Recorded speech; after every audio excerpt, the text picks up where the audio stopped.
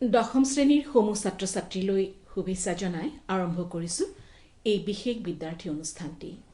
ছাত্ৰ ছাত্ৰীসকল, আজি তোমালোকৰ সাধাৰণ বিজ্ঞানৰ পাঠ আছে। দশম শ্ৰেণীৰ ছাত্ৰ ছাত্ৰীসকলৰ বাবে আজি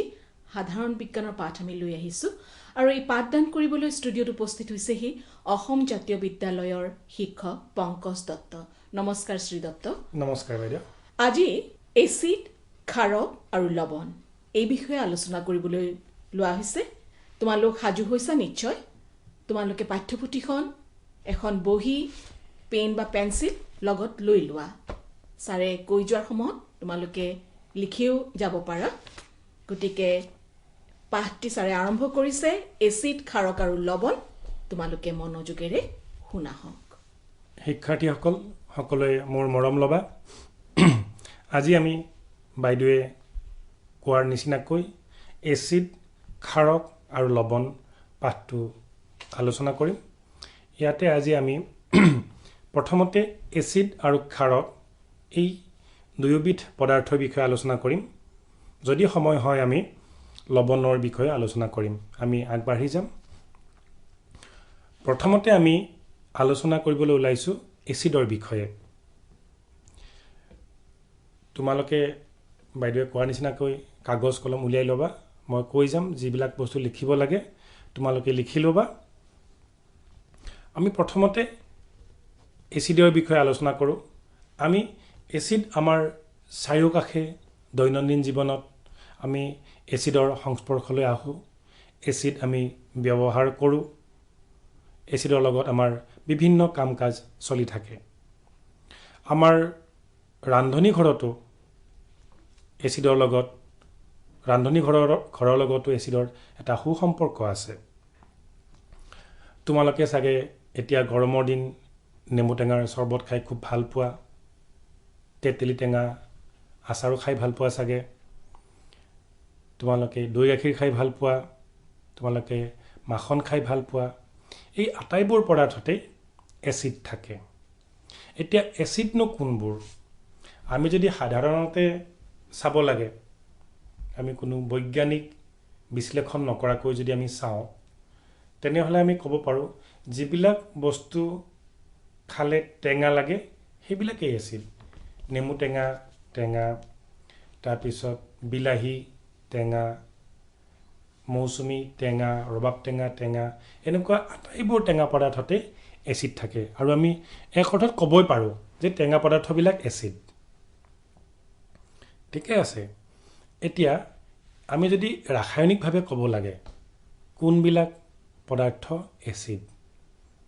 আমি এচিডনো কি তাক ব্যাখ্যা কৰাৰ আগতে আমি ধাতু অধাতু এই বিষয়ে অলপমান পুনৰ আলোচনা কৰি লোৱা দৰকাৰ হ'ব। তোমালোকে নৱম শ্ৰেণীত পাই আহিছিলা ধাতু কাক কয়, অধাতু কাক কয়। এইবাৰ মই ধাতু আৰু অধাতুৰ লগত জড়িত আন এবিধ পদাৰ্থৰ কথা ক'ম, আন এবিধ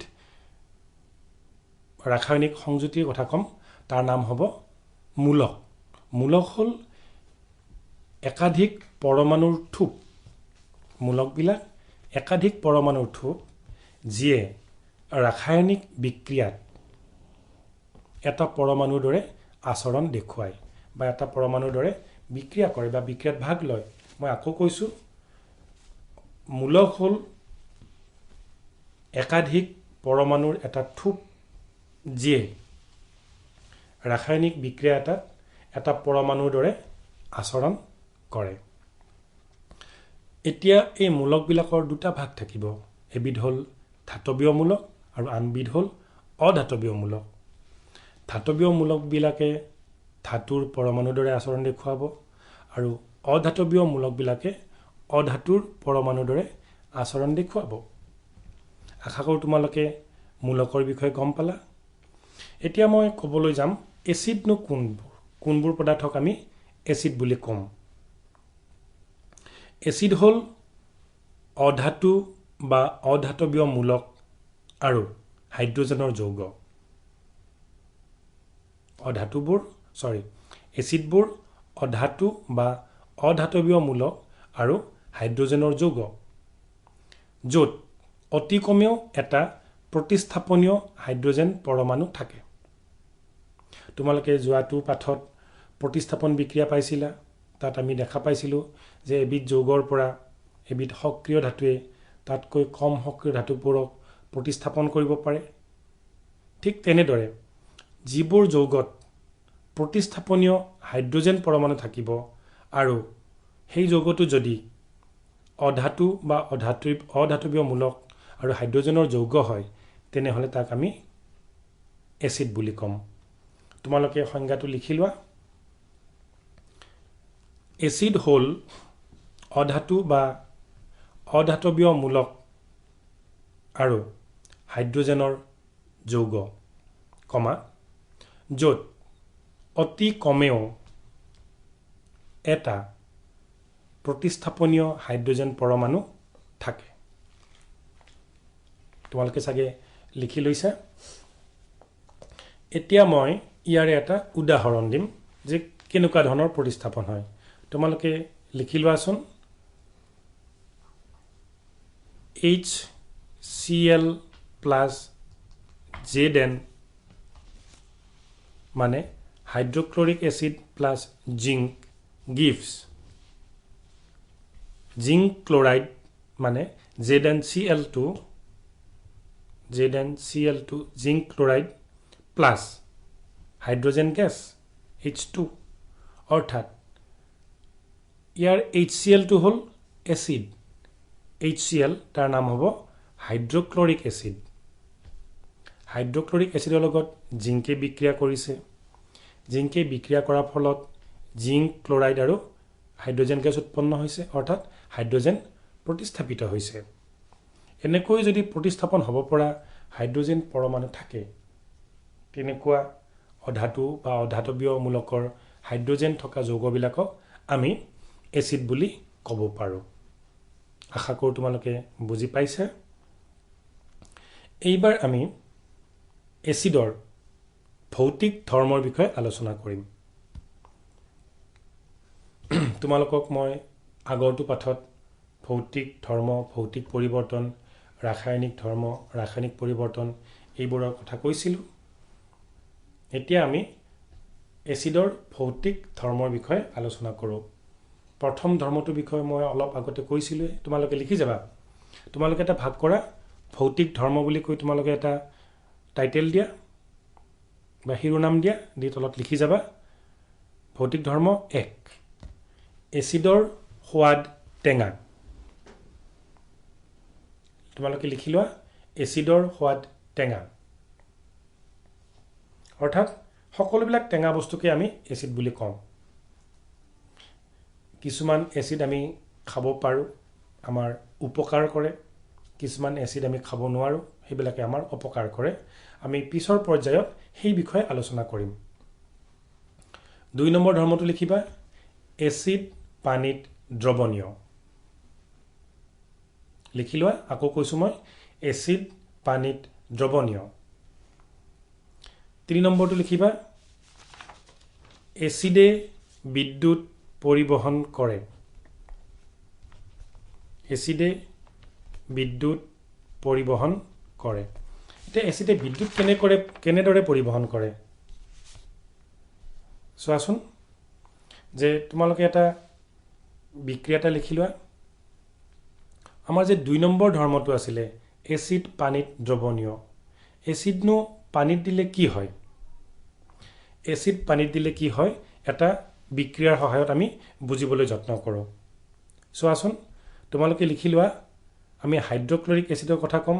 হাইড্ৰক্লৰিক এচিড যেতিয়া আমি পানীত দিম তেতিয়ানো কি হয় আমি তাকে চাওঁ তোমালোকে লিখা HCl মানে হাইড্ৰক্লৰিক এচিড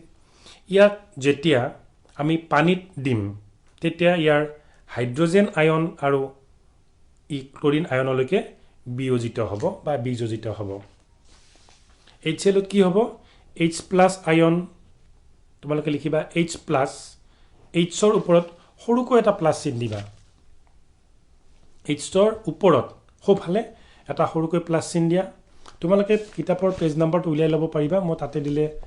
তোমালোকে ভালকৈ চাব পাৰিবা মই চাই দিছোঁ পেজ নাম্বাৰ কিমান হ'ব এক ছেকেণ্ড ৰ'বা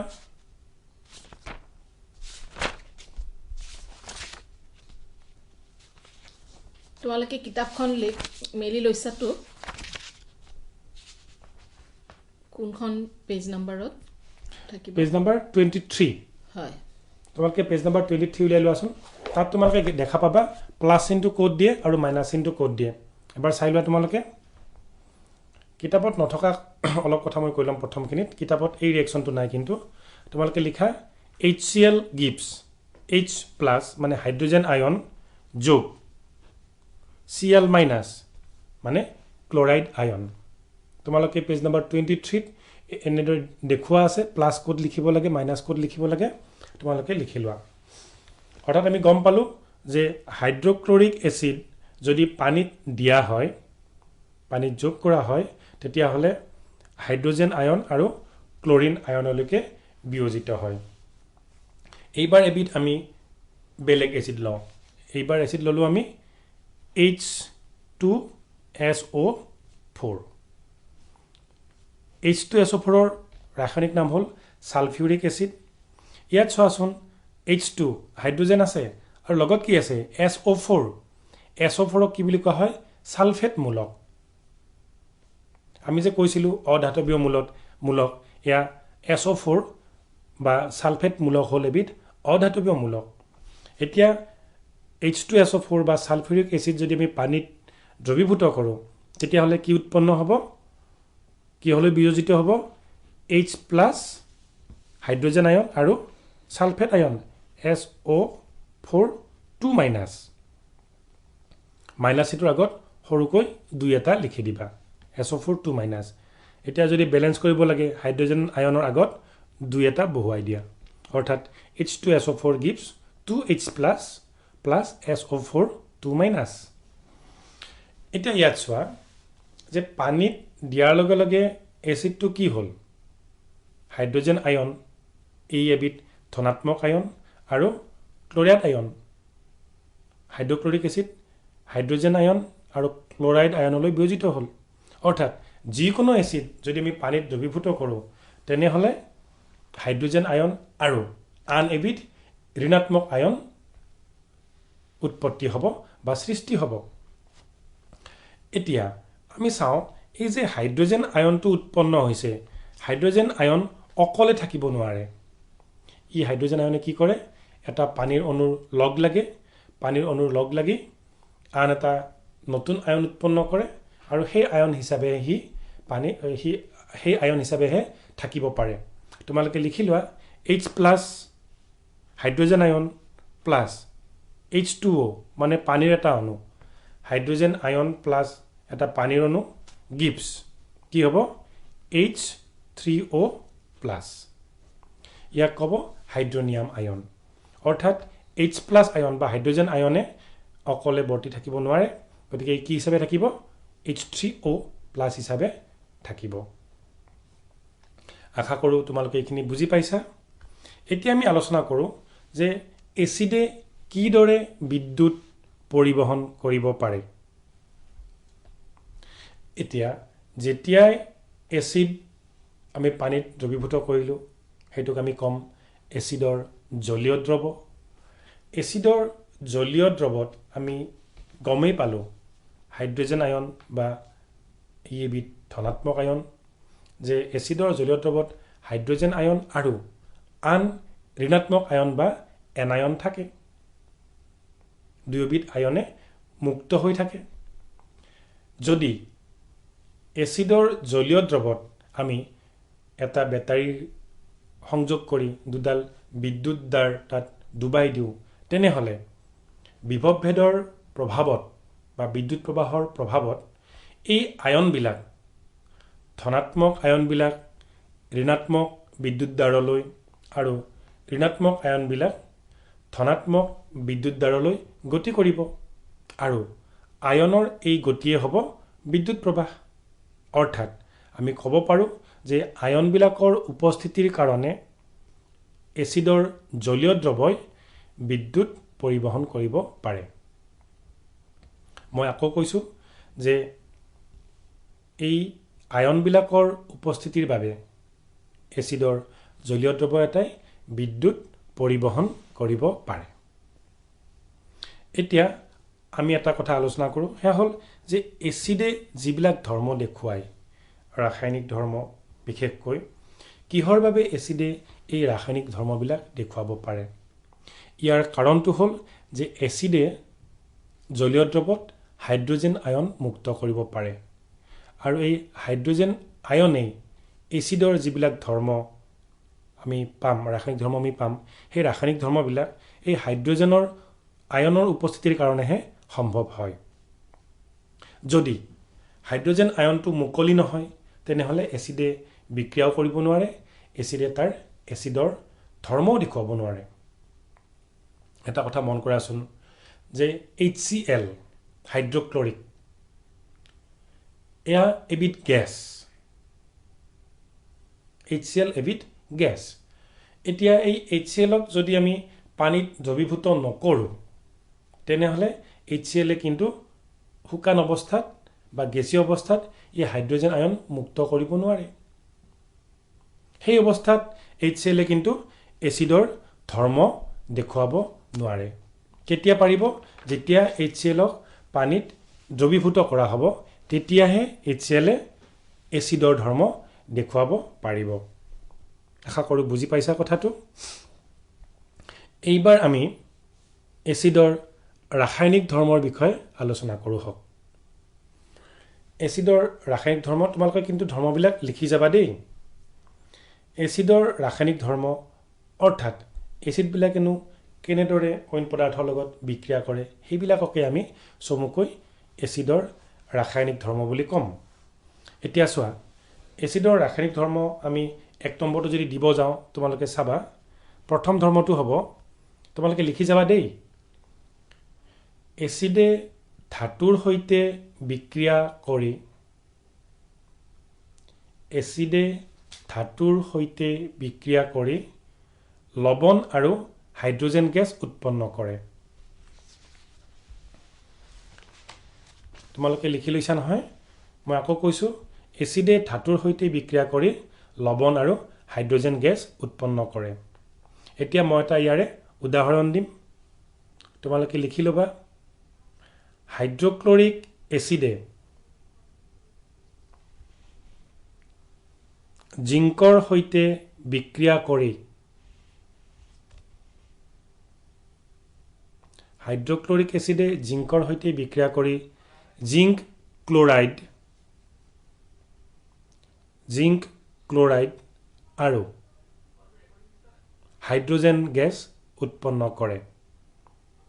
এতিয়া ইয়াৰ সমীকৰণটো লিখি লোৱা তোমালোকে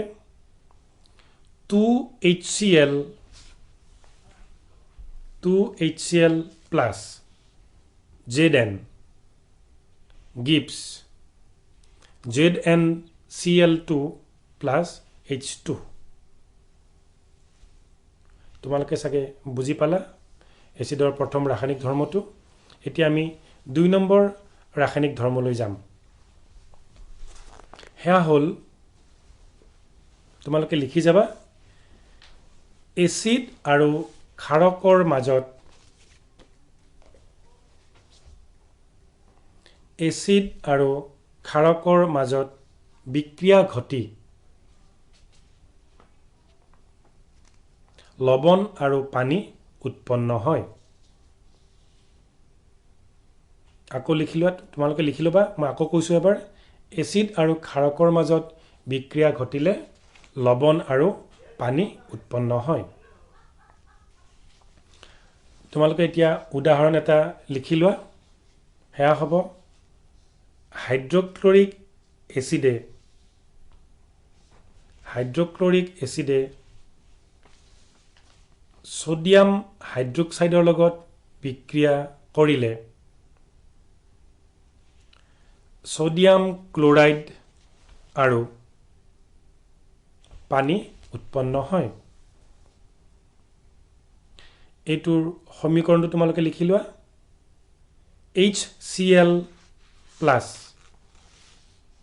HCl plus NaOH gives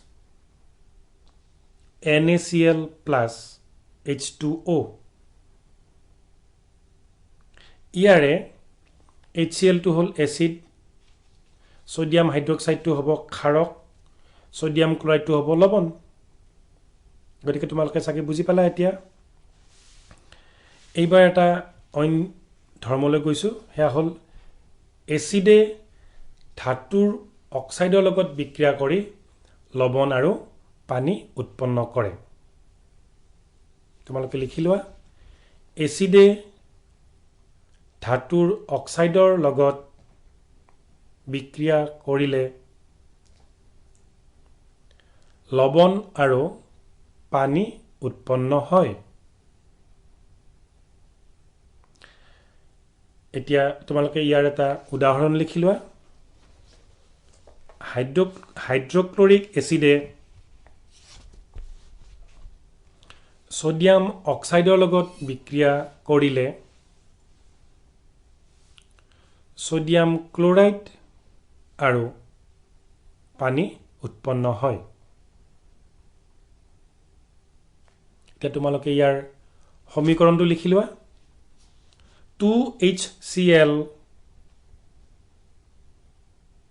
2HCl plus Na2O gives 2NaCl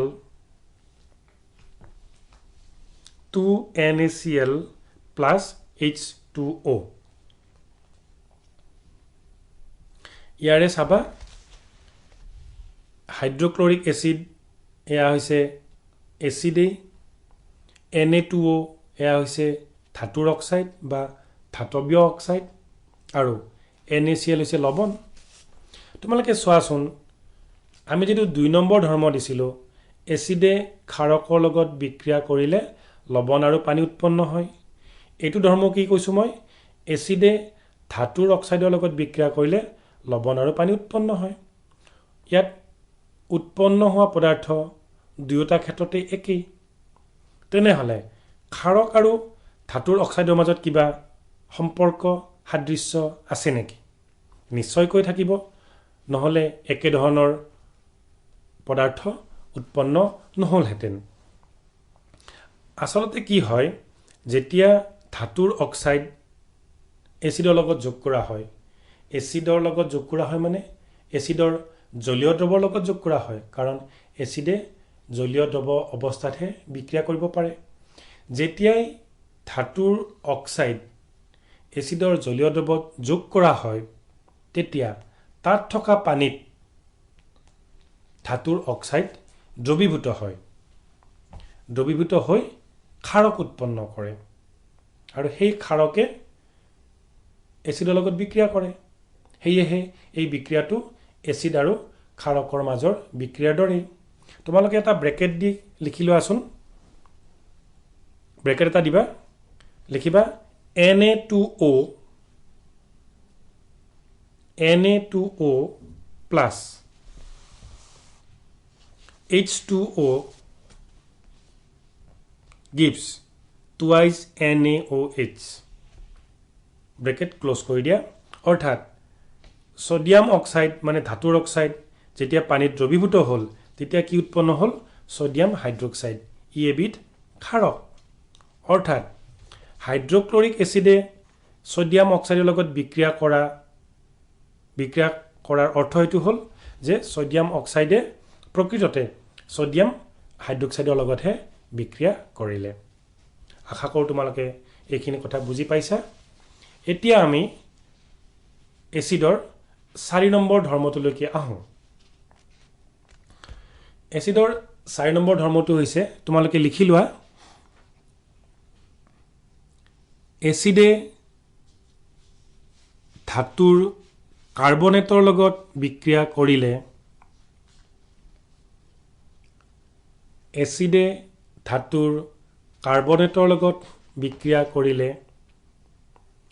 লৱণ পানী আৰু কাৰ্বন ডাই অক্সাইড গেছ উৎপন্ন হয় মাকো কৈছো এবাৰ এচিডে ধাতুৰ কাৰ্বনেটৰ লগত বিক্ৰিয়া কৰিলে লৱণ পানী আৰু কাৰ্বন ডাই অক্সাইড গেছ উৎপন্ন হয় এতিয়া ইয়াৰ এটা আমি উদাহৰণ লৈ লওঁ তোমালোকে লিখি যোৱা হাইড্ৰক্লৰিক এচিডে সোডিয়াম কাৰ্বনেটৰ লগত বিক্ৰিয়া কৰিলে হাইড্ৰক্লৰিক এচিডে সোডিয়াম কাৰ্বনেটৰ লগত বিক্ৰিয়া কৰিলে সোডিয়াম ক্লোৰাইড পানী আৰু কাৰ্বন ডাই অক্সাইড গেছ উৎপন্ন হয় এতিয়া ইয়াৰে সমীকৰণটো তোমালোকে লিখি লোৱা সমীকৰণটো হ'ব 2HCl plus Na2CO3 gives twice NaCl plus H2O plus CO2 আশা কৰোঁ তোমালোকে লিখি ল'ব পাৰিছা এইবাৰ আমি ইয়াৰ পিছৰ ধৰ্মটোলৈ যাওঁ ইয়াৰ পিছৰ ধৰ্মটো হৈছে তোমালোকে লিখি যাবা এচিডে ধাতুৰ বাইকাৰ্বনেটৰ লগত বিক্ৰিয়া কৰিলে লৱণ পানী আৰু কাৰ্বন ডাই অক্সাইড গেছ উৎপন্ন হয় এতিয়া বাইকাৰ্বনেট মানে কিনো তোমালোকে কাৰ্বনেট গম পাইছা CO3 এইটো মূলকক কাৰ্বনেট মূলক বুলি কয় ইয়াৰ যোজ্যতা 2 আৰু বাইকাৰ্বনেট মূলক হ'ল HCO3 অৰ্থাৎ কাৰ্বনেট মূলকৰ লগতে হাইড্ৰজেন পৰমাণু এটা যোগ হৈ থাকে HCO3 বাইকাৰ্বনেট মূলক বা হাইড্ৰজেন কাৰ্বনেটো বোলা হয় তেনেহলে মই ধৰ্মটো আকৌ এবাৰ কৈছো এচিডে ধাতুৰ বাইকাৰ্বনেটৰ লগত বিক্ৰিয়া কৰিলে লৱণ পানী আৰু কাৰ্বন ডাই অক্সাইড গেছ উৎপন্ন হয় তোমালোকে চাগে লিখি ল'ব পাৰিছা এতিয়া আমি এটা উদাহৰণ দিওঁ উদাহৰণটো হ'ল তোমালোকে লিখি যাবা হাইড্ৰক্লৰিক এচিডে সোডিয়াম বাইকাৰ্বনেটৰ লগত বিক্ৰিয়া কৰিলে সোডিয়াম ক্লোৰাইড পানী আৰু কাৰ্বন ডাই অক্সাইড গেছ উৎপন্ন হয় এতিয়া ইয়াৰে সমীকৰণটো তোমালোকে লিখি লোৱা সমীকৰণটো হ'ব HCl plus NaHCO3 gives NaCl plus H2O plus CO2 মই সমীকৰণটো আকৌ এবাৰ কৈছো তোমালোকে লিখি লোৱা HCl plus NaHCO3 gives NaCl plus H2O plus CO2 তোমালোকে আগৰ সমীকৰণটো আৰু এইটো সমীকৰণ মন কৰাচোন ইয়াত উৎপন্ন দ্ৰব্য একেটাই তেনেহলে পাৰ্থক্য কিহত হৈছে যে সন্তুলন কৰাত অৰ্থাৎ সমতুল কৰাত অৰ্থাৎ এচিডে ধাতুৰ কাৰ্বনেট আৰু ধাতুৰ বাইকাৰ্বনেটৰ লগত ঠিক একে ধৰণে বিক্ৰিয়া কৰে আশা কৰোঁ শিক্ষাৰ্থীসকল বুজি পাইছা আমি পিছৰ শ্ৰেণীত ইয়াৰ পিছৰ কথাখিনি আৰম্ভ মানে আমি আলোচনা কৰিম ধন্যবাদ ছাত্ৰ ছাত্ৰীসকল ইমান পৰে তোমালোকে দশম শ্ৰেণীৰ ছাত্ৰ ছাত্ৰীসকলক কৈছো ইমান পৰে তোমালোকে সাধাৰণ বিজ্ঞানৰ পাঠত ৰসায়ন বিজ্ঞানৰ যেটো অংশ আছে তাৰ এচিড ক্ষাৰক আৰু লৱণ এই শীৰ্ষক পাঠৰ আলোচনা শুনিলা এচিড সম্পৰ্কে আৰু ক্ষাৰক সম্পৰ্কে লৱণ সম্পৰ্কে আপুনি আলোচনা নাই কৰা আজি এচিড আৰু ক্ষাৰক সম্পৰ্কে অকমান ধাৰণা আজি তোমালোকক দিয়া হৈছে গতিকে এতিয়া তোমালোকে যদি অনুষ্ঠানটি শুনি আছা নিশ্চয় প্ৰশ্ন সাজু কৰিছা তোমালোকে ছাৰক সুধিবলৈ যদি তোমালোকৰ প্ৰশ্ন আছে এতিয়া ছাৰক কৰিব পাৰা আমি তোমালোকৰ প্ৰশ্নৰ বাবে অপেক্ষা কৰিছো হোৱাটছএপ যোগে আমি প্ৰশ্ন পাইছিলোঁ বৰ্ষাৰাণী সেনাপতিয়ে লখিমপুৰৰ নেমু টেঙানী হাইস্কুলৰ ছাত্ৰী বুলি কৈছে সুধিছে যে পাতিত পানীয়ে বিদ্যুৎ সৰবৰাহ নকৰে কিন্তু বৰষুণৰ পানীয়ে কৰে কিয় বৰ্ষাৰাণী প্ৰশ্নটো আমাৰ কিতাপত থকা প্ৰশ্নই মই তোমাক কৈ দিছোঁ যে পাতিত পানী হ'ল বিশুদ্ধ পানী ইয়াত অইন কোনো পদাৰ্থ মিহলি হৈ নাথাকে আৰু আমি জানো যে পানীয়ে বিদ্যুৎ পৰিবহণ কৰিব নোৱাৰে কিয়নো পানীত কোনো ধৰণৰ মুক্ত আয়ন নাথাকে মুক্ত আয়ন থাকিলেহে কোনো জলীয় পদাৰ্থ বা জলীয় দ্ৰৱই বিদ্যুৎ পৰিবহণ কৰিব পাৰে কিন্তু বৰষুণৰ পানী কিছু পৰিমাণে আম্লিক কাৰণ ইয়াৰ কাৰণ হ'ল যে বৰষুণৰ পানীত বিভিন্ন অধাতৱীয় পদাৰ্থৰ অক্সাইড যেনে কাৰ্বন ডাই অক্সাইড নাইট্ৰজেনৰ অক্সাইড এইবিলাক বায়ুত মিহলি হৈ থাকে আৰু এইবিলাকৰ মাজেদি বৰষুণৰ পানী আহোঁতে বৰষুণৰ পানীত এইবিলাক গেছ দ্ৰৱীভূত হৈ এচিডৰ সৃষ্টি হয় আৰু এই এচিডবিলাক যেতিয়া বৰষুণৰ পানীত দ্ৰৱীভূত হ'ব তেতিয়া তাত হাইড্ৰজেন আয়ন আৰু অইন এনায়ন উৎপন্ন কৰে বা ঋণাত্মক আয়ন উৎপন্ন কৰে আৰু এই আয়নবিলাকৰ উপস্থিতিৰ কাৰণেই বৰষুণৰ পানীয়ে বিদ্যুৎ পৰিবহণ কৰিব পাৰে বৰ্ষাৰাণীৰ আৰু এটা প্ৰশ্ন আছে কিন্তু তাৰ আগতে আমি এটা কল লৈ লৈছোঁ হেল্ল' হয় তোমাৰ নামটো কোৱা ক'ৰ পৰা কৰিছা মোৰ নাম হিমাংশু দাস মই কমলপুৰৰ পৰা কৰিছোঁ হিমাংশু তোমাৰ প্ৰশ্নটো কৰাচোন মোৰ প্ৰশ্নটো হৈছে দৈ বা টেঙা খাদ্য বস্তু পিতল বা তামৰ পাত্ৰত কিয় থোৱা নহয় দৈ বা টেঙা বস্তু পিতল বা তামৰ পাত্ৰত কিয় থোৱা নহয় তোমাৰ এইটোৱে প্ৰশ্ন নে বাৰু তোমাৰ আৰু প্ৰশ্ন আছে নেকি হয় মোৰ আৰু এটা প্ৰশ্ন আছে আমি লিখি লৈছো দেই তুমি কোৱাচোন লাহে লাহে মূলকৰ বিষয়ে অলপ বুজাই দিবাচোন মূলকৰ বিষয়ে হয় এই দুটাই তোমাৰ প্ৰশ্ন নহয় হয় হয় তুমি এতিয়া ৰেডিঅ' সেটত ভালকৈ শুনা তোমাৰ উত্তৰবোৰ পাই যাবা প্ৰথম প্ৰশ্নটো দৈ বা টেঙা জাতীয় পদাৰ্থ দৈ বা টেঙা পদাৰ্থত এচিড থাকে আমি জানো বা আমি প্ৰথমতে কৈছিলোঁ যে এচিডে ধাতুৰ লগত বিক্ৰিয়া কৰে এতিয়া তামৰ পাত্ৰই হওক বা পিতলৰ পাত্ৰই হওক ইয়াত ধাতু থাকিব আৰু যদি দৈ বা টেঙা বস্তু এই ধাতুবিলাকৰ লগত যদি আমি থওঁ তেনেহ'লে এই দৈত থকা এচিডে পাত্ৰটোত থকা ধাতুৰ লগত বিক্ৰিয়া কৰিব আৰু বিক্ৰিয়া কৰিলে লৱণ উৎপন্ন হ'ব ফলত সেই লৱণখিনি আমাৰ বাবে উপকাৰী নহ'বও পাৰে অপকাৰীও হ'ব পাৰে তাৰ উপৰি আমি যে টেঙা বস্তুখিনি থলোঁ সেইখিনি যেতিয়া তামৰ পাত্ৰৰ লগত বিক্ৰিয়া কৰিলে তেতিয়া এই খাদ্য বস্তুখিনিৰ তাৰো খাদ্যগুণ কিছুমানে নাইকিয়া হয় বা নষ্ট হয় এই দুটাই কাৰণ ইয়াৰ কাৰণে আমি খাদ্য বস্তু দৈ বা টেঙা তেনেধৰণৰ খাদ্য বস্তু তাম বা পিতলৰ পাত্ৰত থ'ব নালাগে আৰু মূলকৰ কথাটো মই কৈছোঁ যে মূলক হ'ল একাধিক পৰমাণুৰ থোপ যেনেকৈ ধৰাচোন তুমি CO3 ইয়াত কাৰ্বনৰ এটা পৰমাণু আছে আৰু অক্সিজেনৰ 3টা পৰমাণু আছে আৰু এই টোটেল 4টা পৰমাণুৱে কি কৰিছে এটা পৰমাণুৰ দৰে মানে কি আচৰণ কৰিছে অৰ্থাৎ ই দুই জৈযতাৰ এটা অধাতুৰ পৰমাণুৰ দৰে আচৰণ দেখুৱাইছে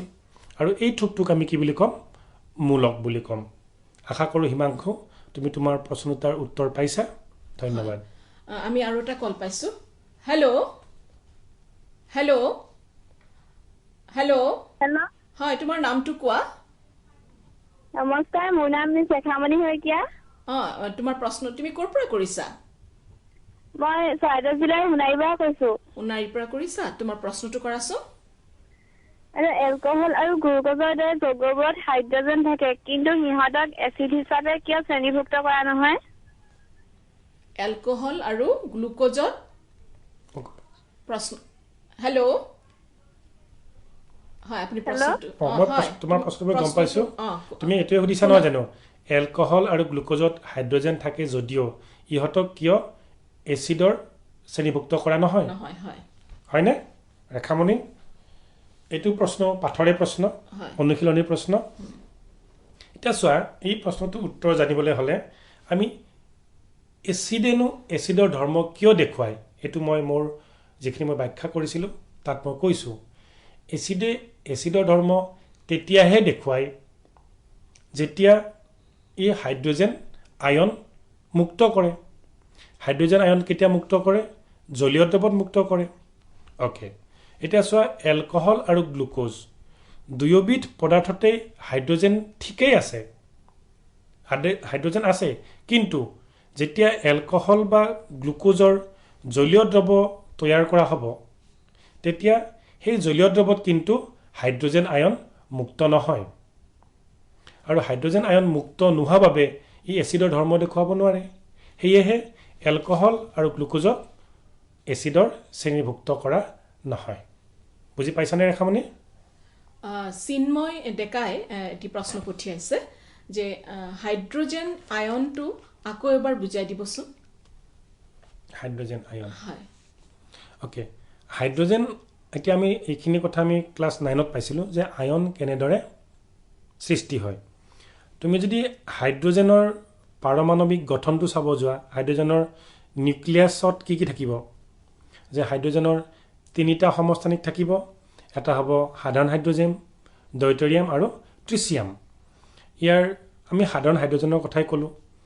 হাইড্ৰোজেনৰ কি থাকিব যে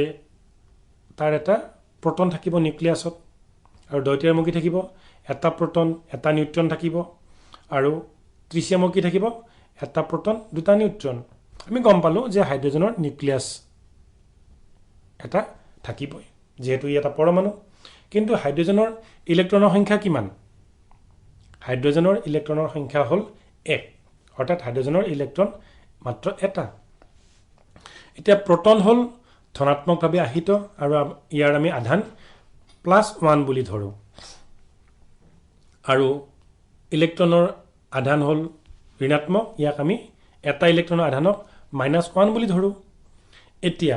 হাইড্ৰোজেন পৰমাণুটোৰ মুঠ আধান কিমান হ'ব প্ৰোটনৰ বাবে +1 আৰু ইলেক্ট্ৰনৰ বাবে -1 এতিয়া মুঠতে কিমান হ'ব +1 আৰু -1 মিলি 0 অৰ্থাৎ সাধাৰণ অৱস্থাত হাইড্ৰোজেন পৰমাণু এটা প্ৰসম বুজি পালা কিন্তু ৰাসায়নিক বিক্ৰিয়াৰ সময়ত কেতিয়াবা এই হাইড্ৰোজেনে তাৰ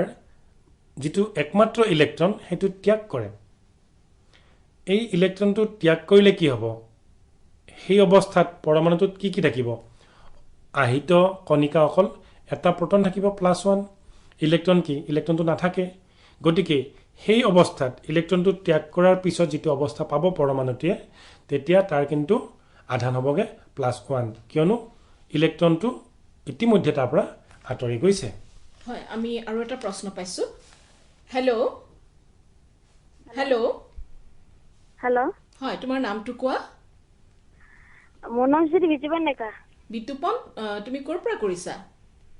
মই কমলপুৰ সমষ্টিৰ গুৱাহাটীৰ পৰা কৈছো হয় বিতুপন তোমাৰ প্ৰশ্নটো কৰা মোৰ প্ৰশ্ন আছিল দুটা কোৱা প্ৰথমটো কোৱাচোন প্ৰথমটো হ'ল এচিডত থকা কেটায়নটো কি এচিডত থকা কেটায়নটো কি আৰু দ্বিতীয় প্ৰশ্নটো কৰাচোন তোমাৰ এটা ক্ষাৰকৰ নাম লিখা এটা ক্ষাৰকৰ নাম ক'ব দিছে তোমাৰ এই দুটাই প্ৰশ্ন নহয় এতিয়া শুনা তোমাৰ উত্তৰ কেইটা এটাই কথা দিব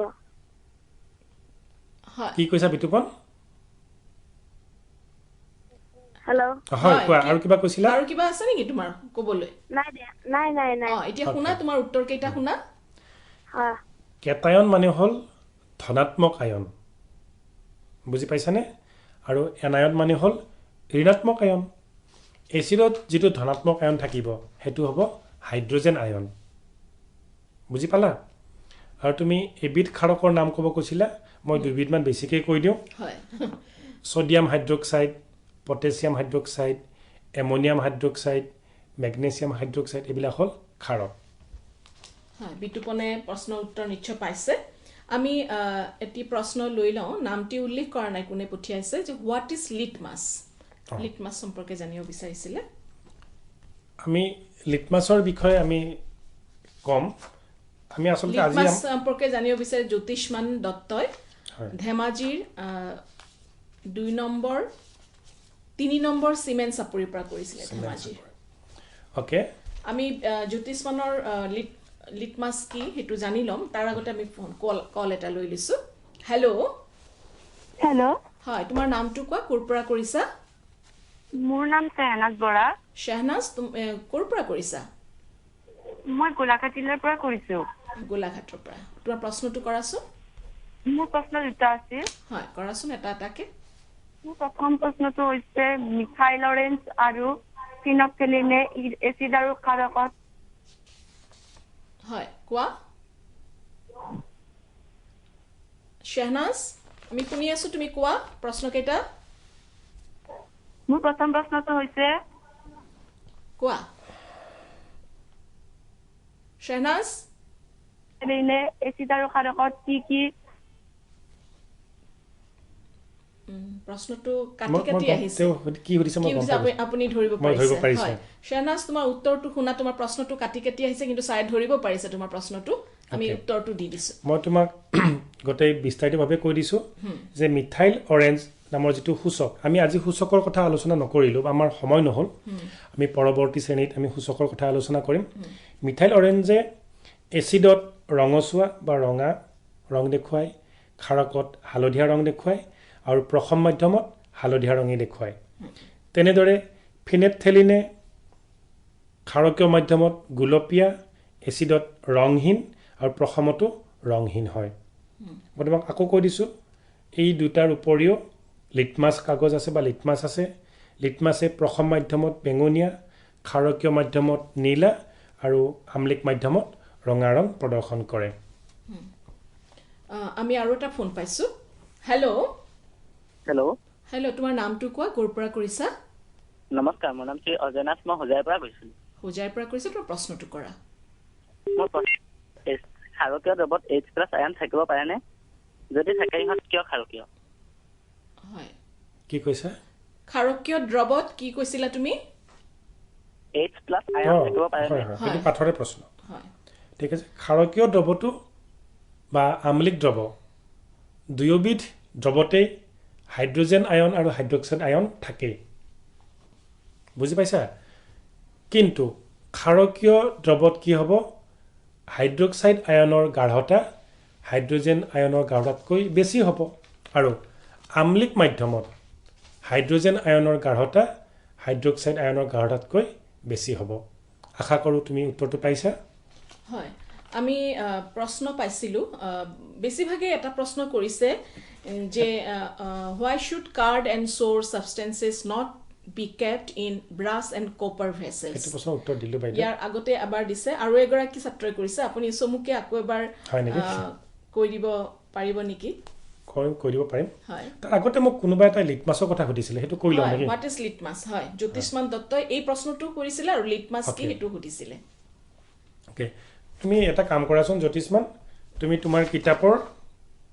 17 নম্বৰ পেজটোৰ হালধীয়া অংশটো উলিয়াই লোৱা তাত বৰ ধুনীয়াকৈ লিখা আছে যে লিটমাছ হ'ল এবিধ সূচক বা ৰঞ্জক পদাৰ্থ আৰু এই ৰঞ্জক পদাৰ্থবিধে বিভিন্ন মাধ্যমত বিভিন্ন ৰং প্ৰদৰ্শন কৰে লিটমাছক যদি ক্ষাৰকীয় মাধ্যমত দিয়া হয় ই নীলা ৰং প্ৰদৰ্শন কৰিব ইয়াক যদি আম্লিক মাধ্যমত দিয়া হয় ইয়াৰ ৰং ৰঙা হ'ব আৰু ইয়াক যদি প্ৰথম মাধ্যমত দিয়া হয় ইয়াৰ ৰং হ'ব বেঙুনীয়া আৰু এই পদাৰ্থবিধ ক'ৰ পৰা আহৰণ কৰা হয় ইয়াক আহৰণ কৰা হয় এবিধ থেলোফাইটা আমাৰ এইটো তোমালোকে পাইছাই বায়োলজিত পাইছিলা যে লাইকেন নামৰ এবিধ উদ্ভিদ বুলি ক'লো লাইকেন নামৰ এবিধ উদ্ভিদৰ পৰা ইয়াক আহৰণ কৰা হয় বুজি পাইছা এটা তোমাৰ দ্বিতীয় প্ৰশ্নটো কৈছো যে এইটো আছিল নহয় বাইদেউ যে এচিড তামৰ পাত্ৰত কিয় বা পিতলৰ পাত্ৰত কিয় খোৱা নহয় প্ৰশ্নটো পাঠৰে প্ৰশ্ন মই এবাৰ কৈছিলো আকৌ এবাৰ কৈ দিছো ইয়া হ'ল যে টেঙা খাদ্যবস্তু বা দৈত এচিড থাকে তামৰ পাত্ৰ বা পিতলৰ পাত্ৰত ধাতু থাকে যদি টেঙা খাদ্যবস্তু বা দৈ যদি এনে পাত্ৰত থোৱা হয় তেনেহ'লে দৈ বা টেঙাত থকা এচিডে পাত্ৰত থকা ধাতুৰ লগত বিক্ৰিয়া কৰি লৱণ উৎপন্ন কৰিব, লগত পানীও উৎপন্ন হ'ব। তেতিয়া কি হ'ব, এই যিটো লৱণ উৎপন্ন হ'ল সি আমাৰ বাবে উপকাৰী নহ'বও পাৰে, অপকাৰীও হ'ব পাৰে। যদি অপকাৰী হয় আমাৰ অসুখ হ'ব পাৰে, বেমাৰ হ'ব পাৰে। তাৰ উপৰি এই বিক্ৰিয়া কৰাৰ ফলত এই দৈ বা টেঙা খাদ্যবস্তু যিখিনি আছিল তাৰ খাদ্যগুণো নষ্ট হয়। সেয়েহে আমি দৈ বা টেঙা খাদ্যবস্তু পিতল বা তামৰ পাত্ৰত থ'ব নালাগে। ছাত্ৰ ছাত্ৰীসকল, এইটো প্ৰশ্ন দুবাৰ কৈ দিয়া হ'ল উত্তৰ। তোমালোকে এইটো প্ৰশ্ন আৰু বুজি পাইছা নিশ্চয়। আমি ফোন কল এটি লৈ লৈছোঁ। হেল্ল'। হেল্ল'। হয়, তোমাৰ নামটো কি, ক'ৰ পৰা কৰিছা? মোৰ নাম শ্ৰী বিতুপন ডেকা। বিতুপন, আকৌ এবাৰ কৰিছা, কৰা। তোমাৰ প্ৰশ্নটো কি আছিলে? মোৰ প্ৰশ্ন আৰু দুটা আছিলে। কৰাচোন। সূচক কি? সূচক কি? আৰু এটা প্ৰশমন বিক্ৰিয়া কি? প্ৰশমন বিক্ৰিয়া কি? ঠিকে আছে, তুমি শুনা উত্তৰ দুটা। বিতুপন, মই এইমাত্ৰ সূচকৰ কথা কৈ উঠিলোঁ, তথাপি আকৌ এবাৰ কৈছোঁ। সূচক হ'ল কিছুমান ৰঞ্জক পদাৰ্থ। এই ৰঞ্জক পদাৰ্থবিলাকে আম্লিক, ক্ষাৰকীয় বা প্ৰশম মাধ্যমত বেলেগ বেলেগ ৰং প্ৰদৰ্শন কৰে। অৰ্থাৎ এই সূচকবিলাক যদি আমি কোনো এটা মাধ্যমত দিওঁ, সেই ৰংটো চাই আমি কৈ দিব পাৰিম যে সেই মাধ্যমটো কি, আম্লিক নে ক্ষাৰকীয়। আমি সূচকৰ কথা পিছৰ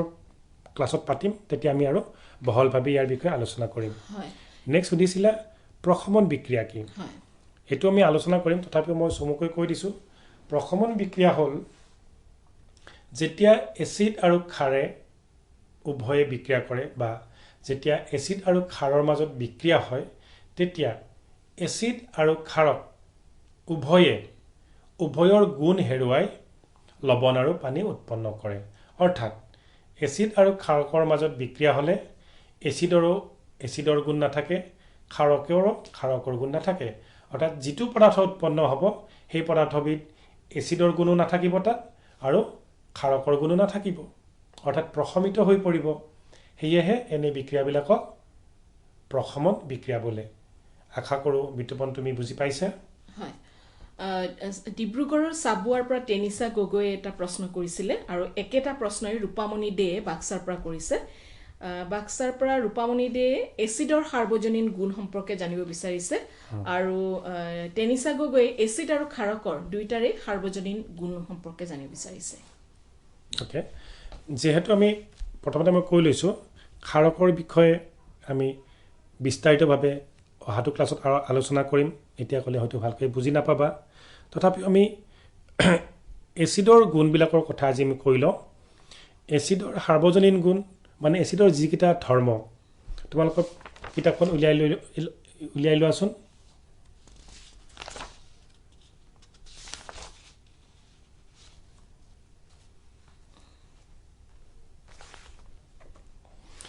আমি যিখিনি কথা আলোচনা কৰিলোঁ, এচিডৰ যিখিনি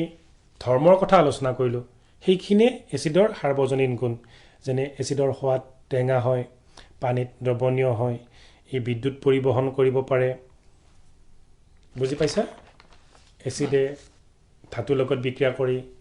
লৱণ আৰু হাইড্ৰজেন গেছ উৎপন্ন কৰে। এই যিমানকেইটা ধৰ্ম কৈছিলোঁ, সেই গোটেইকেইটা ধৰ্ম আৰু ইয়াৰ যি ভৌতিক ধৰ্ম আছিল, এইবিলাককে আমি এচিডৰ সাৰ্বজনীন গুণ বুলি ক'ব পাৰোঁ। হয়, আৰু ক্ষাৰকৰ সাৰ্বজনীন গুণটো আপুনি পিছৰ পাঠত আলোচনা কৰিব। এই প্ৰশ্নটো বিপ্লৱ দত্তয়ো জানিব বিচাৰিছিলে। আমি ফোন কল এটি লৈ লৈছোঁ। হেল্ল'। হয়, তোমাৰ নামটো কোৱা, ক'ৰ পৰা কৰিছা? মোৰ নাম হিমাংশু দাস। হিমাংশু, তোমাৰ প্ৰশ্নটো কৰাচোন। তুমি ইয়াৰ আগতেও কৰিছিলা নহয়? হয়, মোৰ আৰু দুটা প্ৰশ্ন আছে। হয়, তোমাৰ কৰাচোন প্ৰশ্ন দুটা। প্ৰথম প্ৰশ্নটো হৈছে মৃদু এচিড কাক বোলে? আৰু pH স্কেল কি? pH স্কেল কি? হয়, তুমি শুনা প্ৰশ্নৰ উত্তৰকেইটা।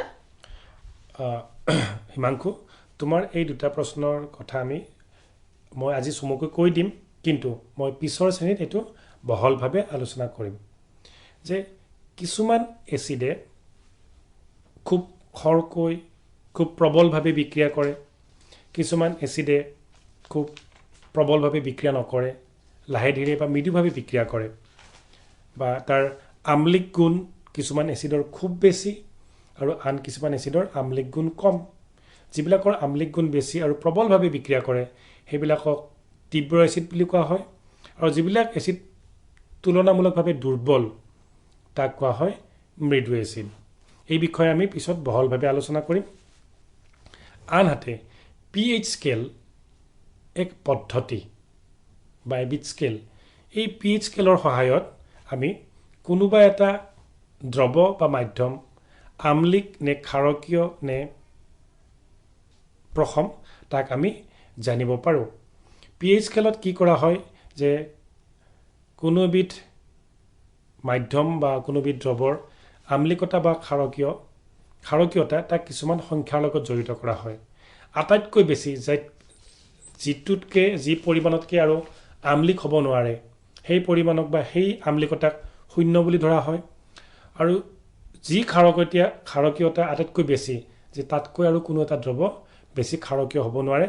তাৰ মান লোৱা হয় 14 আৰু প্ৰসমৰ মান লোৱা হয় 7। এয়াই হ'ল pH স্কেল।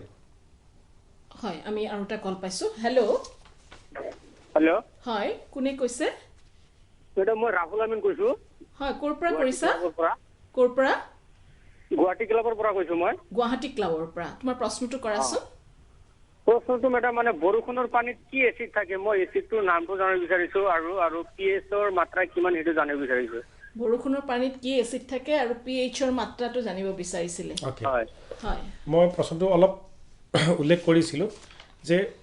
বৰষুণৰ পানীত কি এচিড থাকিব সেয়া নিৰ্ভৰ কৰিব সেই অঞ্চলৰ বায়ুমণ্ডলত কি কি গেছ আছে। মানে যদি কি কয় যদি কল কাৰখানা থাকে তেনেহ'লে সেই অঞ্চলৰ বায়ুমণ্ডলত নাইট্ৰজেনৰ অক্সাইডবিলাক থাকিব, ছালফাৰৰ অক্সাইডবিলাক থাকিব, হয়। তেনেহ'লে আৰু কাৰ্বন ডাই অক্সাইডটো থাকিবই। বুজি পাইছানে? তেনেহ'লে যদি ছালফাৰ ডাই অক্সাইড তাৰপিছত নাইট্ৰজেনৰ অক্সাইড আৰু কাৰ্বন ডাই অক্সাইডটো থাকিবই, তেনেহ'লে সেই গেছবিলাক যদি বৰষুণৰ পানীত দ্ৰৱীভূত হয় তেনেহ'লে সেই বৰষুণৰ পানীৰ এচিড বৰষুণৰ সেই পানীত তেনেহ'লে ছালফিউৰিক এচিড বা ছালফিউৰাছ এচিড, নাইট্ৰিক এচিড আৰু কাৰ্বনিক এচিড থাকিব পাৰিব। এতিয়া আমি ক'ম যে বৰষুণৰ পানীৰ pH মাত্ৰা কিমান। যে বৰষুণৰ পানীৰ প্ৰায়ভাগতে অলপ আচৰ এচিড থাকিবই, কিন্তু আমি এচিড বৰষুণ বুলি কেতিয়া ক'ম সেইটো আমি ক'ব পাৰোঁ যদি pH-ৰ মাত্ৰা যদি 5.6তকৈ কম হয় তেতিয়া আমি সেই পানীক বা সেই বৰষুণৰ পানীক আমি এচিড বৰষুণ বুলি ক'ব পাৰিম। আৰু এতিয়া 5.6ৰ পৰা 7ৰ ভিতৰত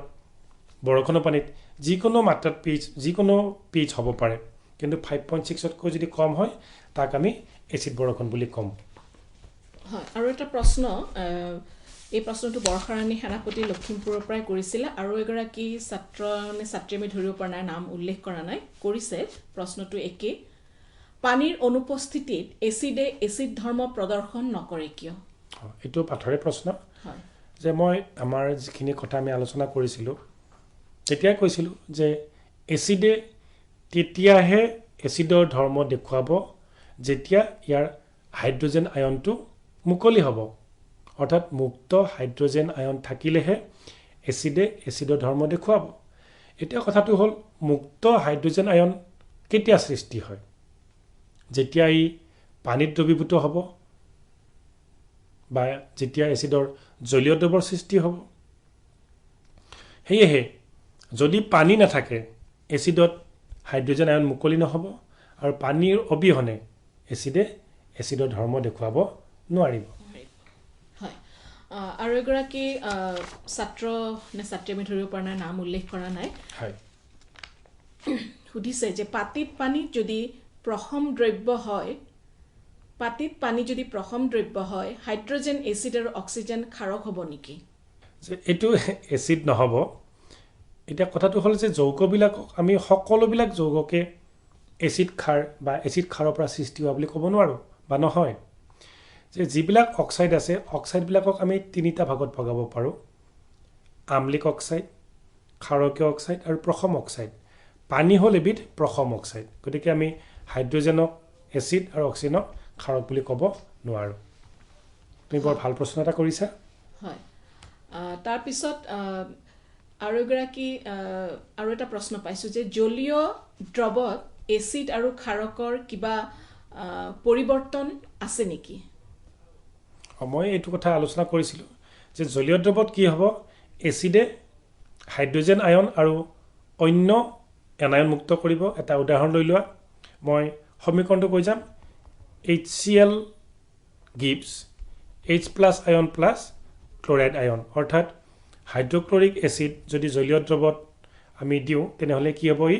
হাইড্ৰজেন আয়ন আৰু ক্লৰাইড আয়নলৈকে ই বিয়োজিত হ'ব তেনেদৰে যদি ক্ষাৰক লওঁ ক্ষাৰৰ কি হ'ব NaOH এইটো হ'ব সোডিয়াম হাইড্ৰক্সাইড ইয়াক পানীত দিলে কি হ'লে পৰিৱৰ্তন হ'ব সোডিয়াম আয়ন আৰু হাইড্ৰক্সাইড আয়নলৈ ই বিয়োজিত হ'ব আশা কৰিছোঁ ছাত্ৰ ছাত্ৰীসকলে উত্তৰ পাইছে আৰু এটা প্ৰশ্ন মাৰিয়া ৱাজিদে দলগাঁৱৰ পৰা কৰিছে হোৱাট ইজ ক্ষাৰক ক্ষাৰক কি সুধিছে কিন্তু আপুনি আজি কৈছিলে যে ক্ষাৰকৰ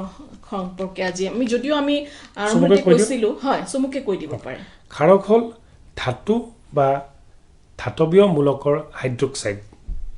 আৰু ই পানীত দ্ৰৱীভূত হৈ হাইড্ৰক্সাইড আয়ন মুক্ত কৰে এনেকুৱা যৌগবিলাককে আমি ক্ষাৰক বুলি ক'ব পাৰোঁ ছাত্ৰ ছাত্ৰীসকল তোমালোকক ধন্যবাদ জনাইছোঁ তোমালোকে যথেষ্ট সংখ্যক প্ৰশ্ন কৰিলা আৰু কিছু সংখ্যক আমি উত্তৰ দিব পাৰিলোঁ আৰু কিছু সংখ্যকৰ উত্তৰ দিব নোৱাৰিলোঁ আজি এচিড ক্ষাৰক আৰু লৱণ সম্পৰ্কে এই পাঠত এচিড সম্পৰ্কে ঘাইকৈ আলোচনা কৰা হ'ল আলোচনা কৰিলে অসম জাতীয় বিদ্যালয়ৰ শিক্ষক পংকজ দত্তই পুনৰ শুভেচ্ছা জনাই আজি অনুষ্ঠান ইমানতে সামৰিছোঁ